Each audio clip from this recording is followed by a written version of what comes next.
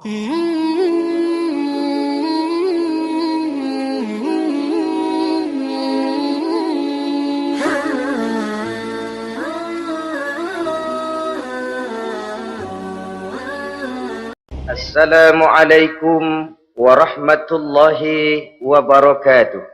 Waalaikumsalam warahmatullahi wabarakatuh. Bismillahirrahmanirrahim. Alhamdulillahi rabbil alamin. Wassalatu wassalamu ala ashrafil anbiya'i wal mursalin, imamil muttaqin, sayyidil ghurril muhajjalin, sayyidina wa maulana Muhammadin wa ala alihi wa ashabihil mujahidin at-tahirin, amma ba'du. Saudara-saudara kaum muslimin rahimakumullah. Dalam kehidupan ini, pada satu sisi memang kita harus melaksanakan berbagai kegiatan amal ibadah. Tetapi pada sisi lain, kita juga harus menjaga jangan sampai amal ibadah yang sudah kita kerjakan itu dihancurkan oleh sikap kita sendiri. Bahwa kita sudah sholat, alhamdulillah. Bahwa kita sudah zakat dan memberikan sedekah, syukur. Bahwa kita sudah melaksanakan ibadah haji, thayyib. Apakah dengan demikian amal kita sudah menjadi banyak? Nanti dulu. Jangan berbangga hati dan puas diri. Pada kesempatan yang berbahagia ini, saya ingin menyampaikan satu hadis yang diriwayatkan oleh Imam Ad-Dailami, di mana Rasulullah sallallahu alaihi wasallam pernah bersabda, "Sittatu asya'in tuhbitul a'mal." Ada 6 perkara yang bisa menghancurkan amal yang sudah kita kerjakan. Salat yang sudah kita kerjakan itu, zakat yang sudah kita bayarkan itu, haji yang sudah kita tunaikan itu, bisa dihancurkan oleh 6 perkara ini. Nanti di akhirat, pada saat setiap orang menunggu pahala dari ganjaran amal yang ia kerjakan di dunia ini, kita menanti dan menanti, ya Rabb, mana amal kebaikan saya? Mana pahala kebajikan yang saya lakukan? Hasilnya tidak ada. Amal yang kita kerjakan dihancurkan oleh sifat-sifat yang akan kita kemukakan pada pertemuan kali ini. Yang pertama yang bisa menghancurkan amal adalah al-istighalu bi'uyubil khalqi. Orang yang terlalu sibuk mencari-cari aib dan kekurangan pada diri orang lain. Habis waktunya hanya untuk mengorek-ngorek celah orang, sementara ia lupa pada aib dan celah dirinya sendiri. Sifat seperti ini menghancurkan amal yang sudah kita kerjakan. Sedangkan baginda Nabi mengajarkan, tuba liman syaghalahu aibuhu an uyubin nas. Beruntunglah orang yang kekurangan pada dirinya menyebabkan dia sibuk sampai ia tidak sempat mencari-cari aib dan kekurangan pada diri orang lain. Saudara-saudara kaum muslimin rahimakumullah. Sibuk mencari aib orang tentu bukan dengan tujuan positif. Latar belakangnya kadang-kadang karena jealous, karena hasud, kecemburuan sosial.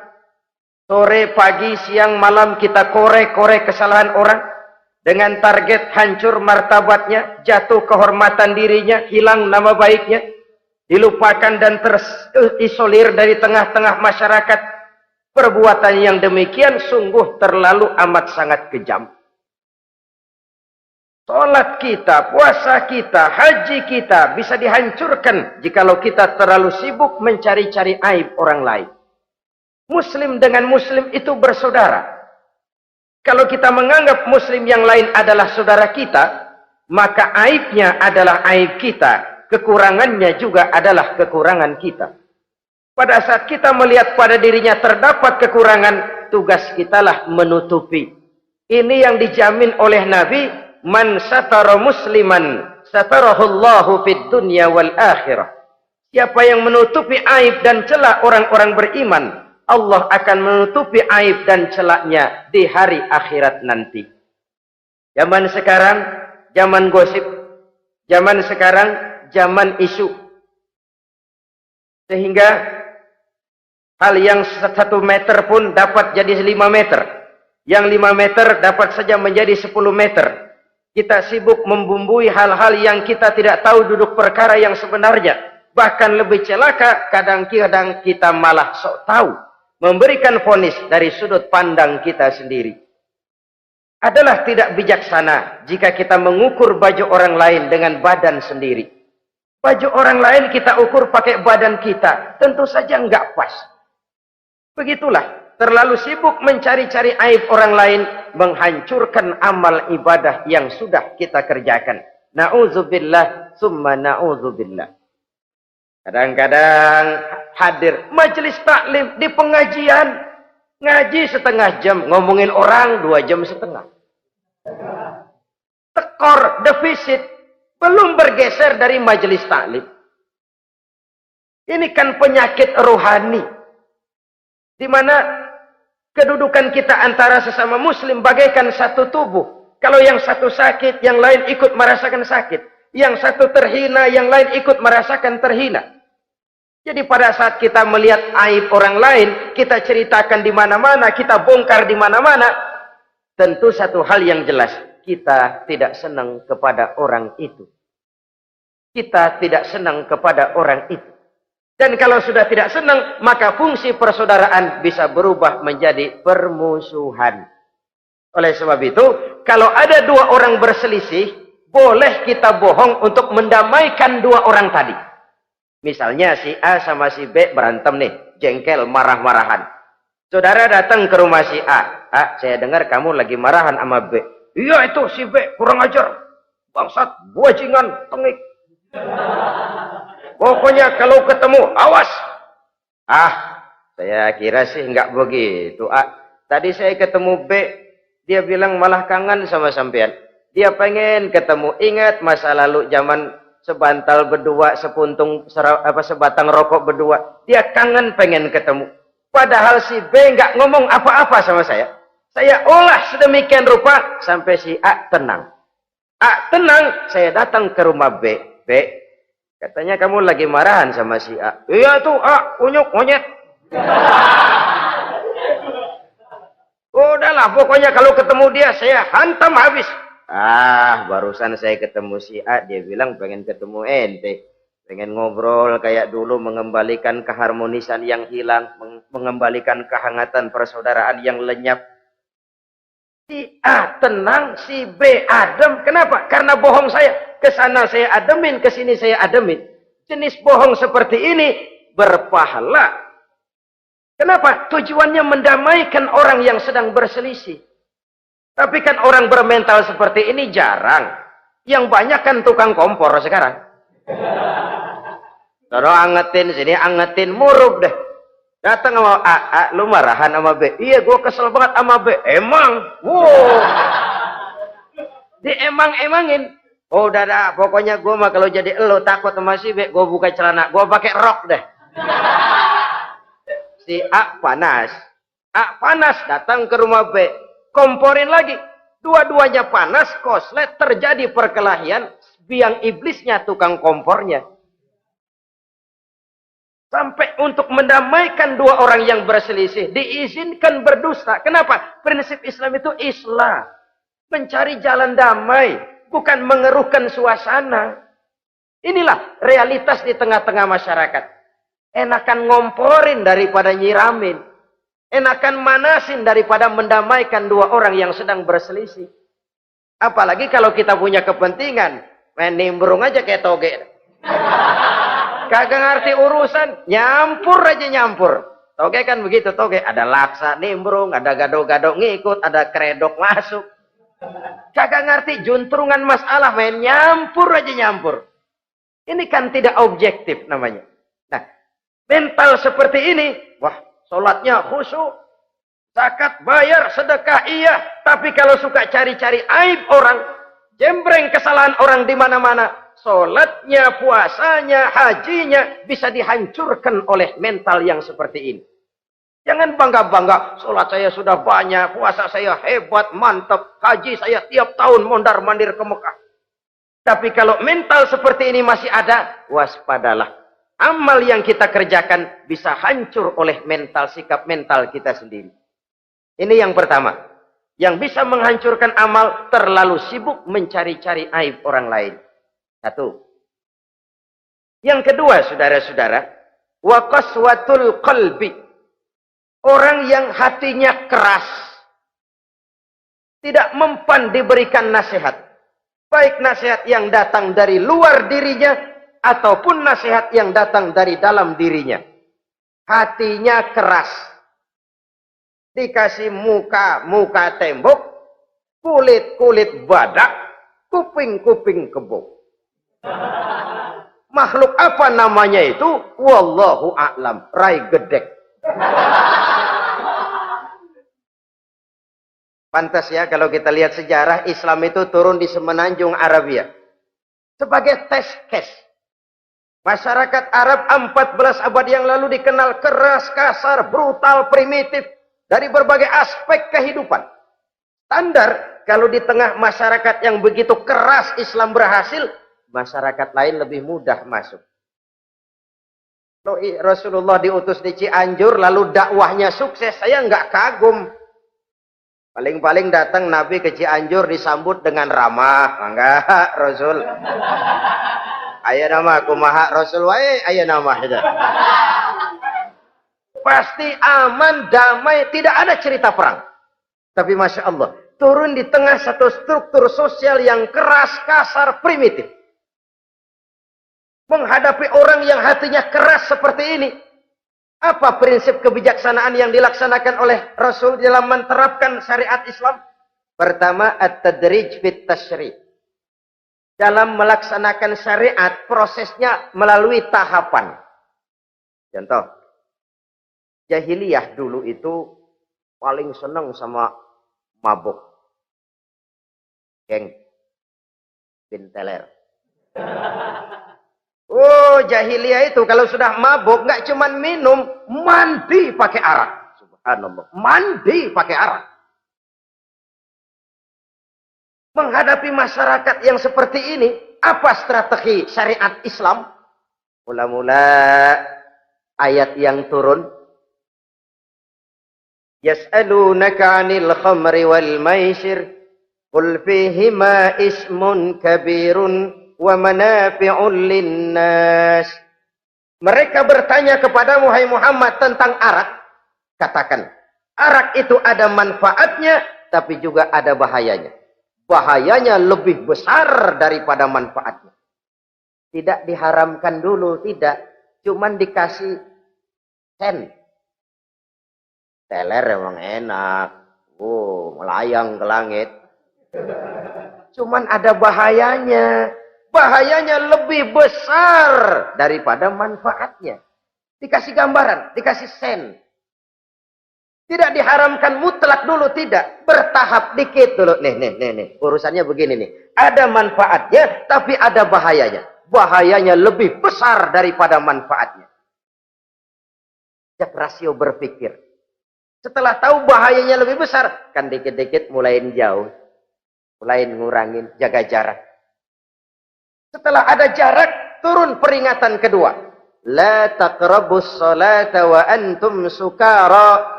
Jangan dekati sholat kalau kamu lagi mabuk. Sholat sehari semalam 5 kali. Berarti 5 kali mereka harus jaga diri. Jangan sampai mabuk. Makin jauh. Setelah jauh sekali, kira-kira tidak goyah, turun vonis. Innamal khamru wal maisir wal ansab wal azlamu rijsun min amali syaitan fajtanibu la'allakum tuflihun. Arak itu najis, kotor, perbuatan setan. Jauhi, pasti kamu akan beruntung. Baru timbul hukum haramnya. Orang udah nggak kaget. Kenapa? Pagi-pagi udah dikasih sen. Bahayanya lebih besar. Kalau sholat jangan, kalau mabuk jangan mendekati sholat. Makin jauh. Ini tahapan. Sama juga kita kan. Begitu jebrol lahirnya cuman susu ibu.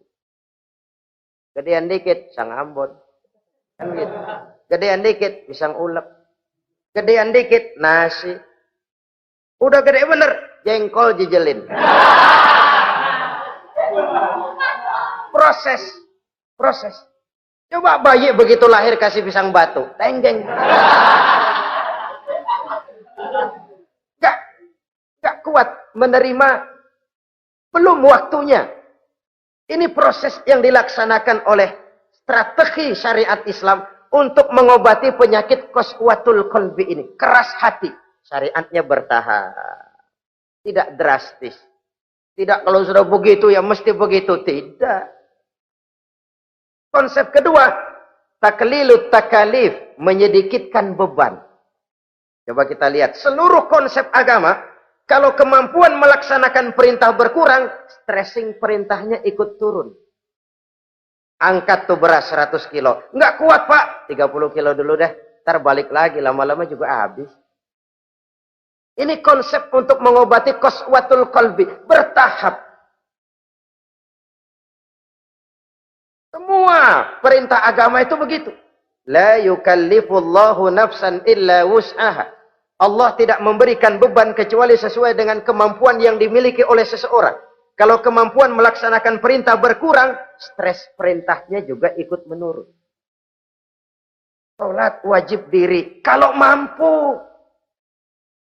Gak bisa pak sholat berdiri. Sholat dengan berbaring. Kalau mampu. Berbaring gak bisa pak. Pinggang kurap. Sholat. Pakai isyarat. Kalau mampu. Pakai isyarat tidak bisa. Dalam hati. Setiap kemampuan melaksanakan perintah berkurang. Stres perintahnya juga menurun. Taklilut takalif. Ini juga salah satu strategi. Mengantisipasi kerasnya hati. Nah. Konsep yang ketiga dari syariat. Al-musawat bainan nas fi takalifil ahkam. Persamaan terhadap manusia di dalam berhadapan dengan hukum Allah. Kadang orang yang hatinya keras itu, logikanya jalan, ngukur suasana. Gimana sih lu? Menggerib kagak mau ke masjid? No, yang Pak Haji masih di perapatan. Yang Pak Haji disebut. Itu kan cenderung orang begitu. Kalau dia nyolong ayam, dia tunjuk orang yang nyolong kambing. Ini apologi namanya. Kenapa lo nyolong ayam? No, yang maling kambing urusin, gedean.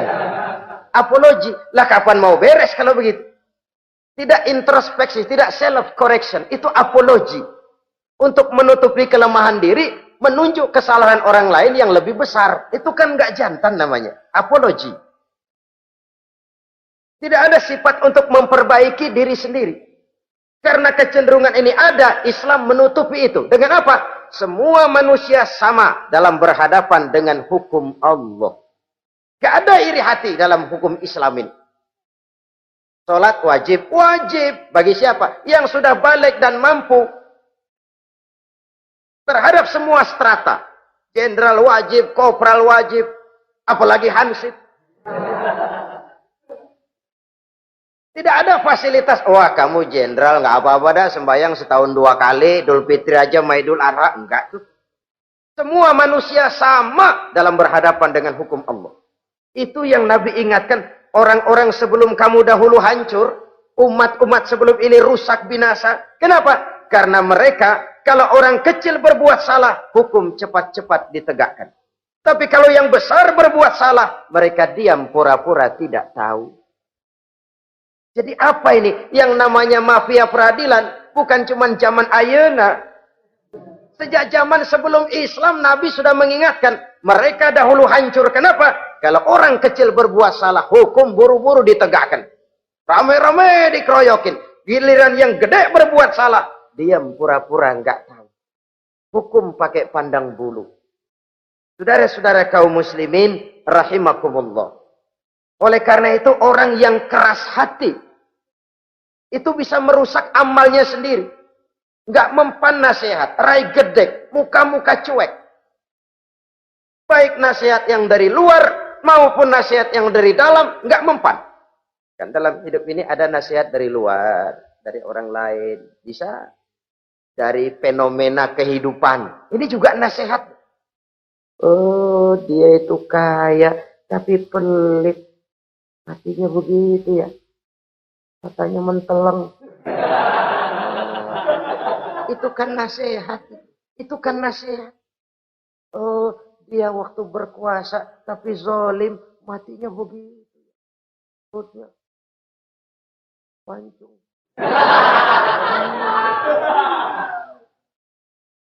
Fenomena kehidupan yang kita lihat, yang kita dengar, yang kita saksikan, itu semuanya bisa nasihat. Unzuru kaifa kana akibatul mukadzibin. Lihat kehidupan ini. Dunia ini kan sebuah sekolahan besar. Semua yang kita lihat, kita saksikan, kita pelajari, bisa jadi contoh buat kita. Orang yang bijak, yang bisa mengambil hikmah dari manapun datangnya. Baik dari yang baik, maupun dari yang tidak baik. Saudara-saudara kaum muslimin, rahimakumullah. Nasihat yang datang dari luar. Dari orang atau dari fenomena kehidupan. Atau nasihat yang tumbuh dari dalam diri sendiri. Perubahan organisme tubuh. Itu kan nasihat. Ya Allah. Sekarang cantik jelita. Iya, sedang sweet 17-an. Rambutnya hitam, ikal berderai. Iya, semua memuja, memuji. Alisnya katanya laksana semut beriring. Dagunya bak pauh dilayang. Kalau dia senyum, semua orang terpesona. Sekarang 50 tahun yang akan datang, coba senyum, kabur orang. Fenomena kehidupan. Apa yang tidak berakhir? Kenapa harus keras hati? Kita kata kita berkuasa, berapa hari kita punya jabatan? Kita kata kita kaya, berapa banyak harta kita? Kita kata kita alim, kita tahu. Apa yang kita tahu dari semesta jagat raya ini? Lalu apa yang tidak berakhir? Korun yang katanya kaya, mati itu. Fir'aun yang katanya gagah, mati. Napoleon Bonaparte, the Lion of Europe, singa daratan Eropa, mati. Saking matinya, mati.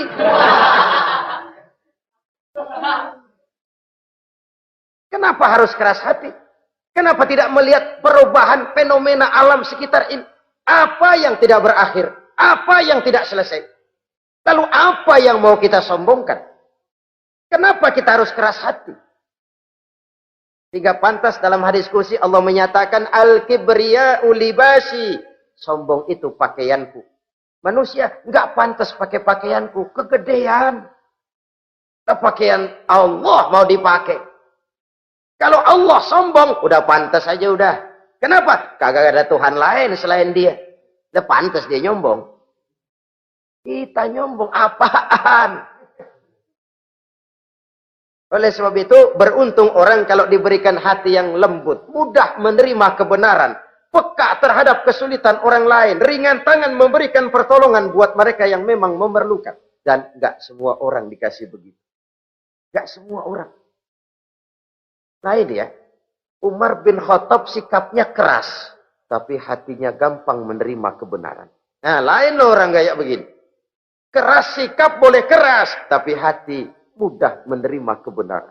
Wah, kalau Umar kerasnya kan luar biasa. Tapi hatinya kok gampang menerima kebenaran.